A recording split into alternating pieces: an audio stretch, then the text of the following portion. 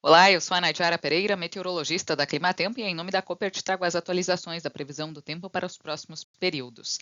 Neste mês de agosto, as chuvas têm ocorrido sobre os extremos sul e norte do Brasil com mais intensidade, como é normal da época do ano.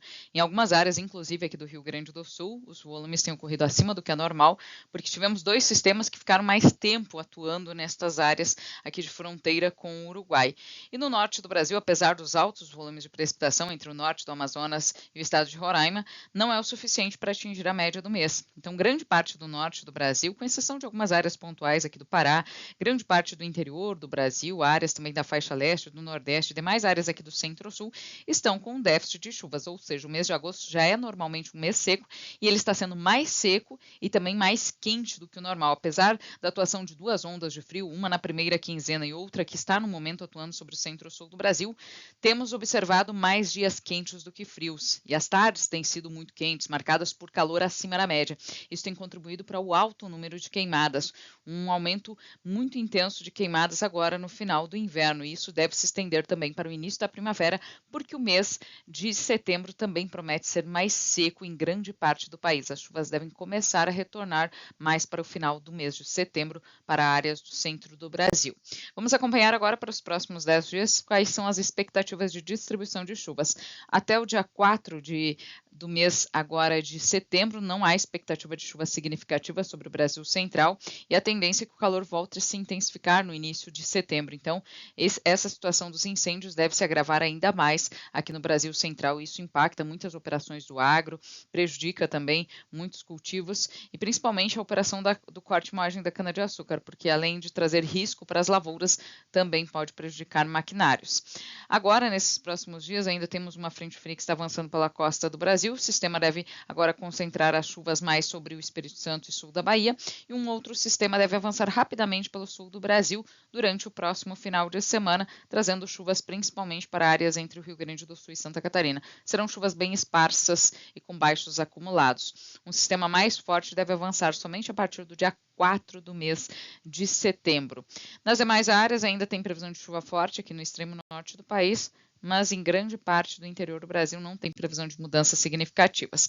Quanto às temperaturas, o frio segue intenso no centro-sul do Brasil e especialmente até a madrugada da terça-feira tem risco de formação de geadas sobre o interior da região sul, condição que prejudica as lavouras de trigo que estão mais avançadas na fase de floração, e aqui em áreas pontuais do sul de Mato Grosso do Sul, sul de São Paulo e sul de Minas Gerais, podem ocorrer geadas pontuais em algumas áreas produtoras de cana-de-açúcar. A partir da quarta-feira, o frio perde intensidade e as condições para a ocorrência de geadas diminuem.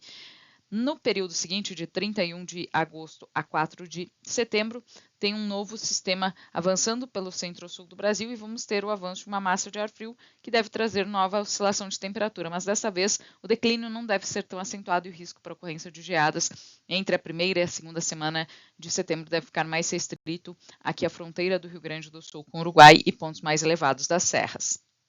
Quanto às temperaturas máximas, o destaque é a intensificação do calor. O calor segue cada vez mais intenso no Brasil Central, no centro e norte do Brasil, e isso acarreta num risco maior para a ocorrência de queimadas. A combinação desse tempo muito seco e altas temperaturas acaba intensificando o risco de incêndios. Vamos acompanhar de forma pontual como será a distribuição de chuvas e temperaturas para os próximos 90 dias, já contemplando o início do período chuvoso.